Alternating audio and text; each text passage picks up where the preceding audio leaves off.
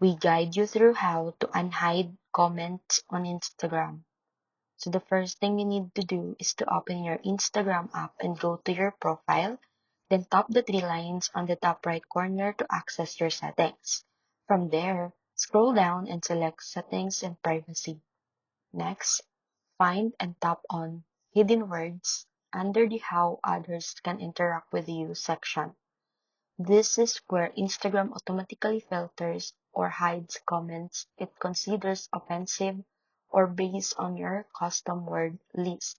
Now, to unhide comments, simply toggle off the toggle for hide comments or review the list of hidden words and remove any words that may be blocking normal comments. After that, go back to your post and refresh the comment section to see if the hidden comments are now visible again. If you're still missing comments, tap on comment section and look for any hidden comments. Prompt and manually reveal them if available.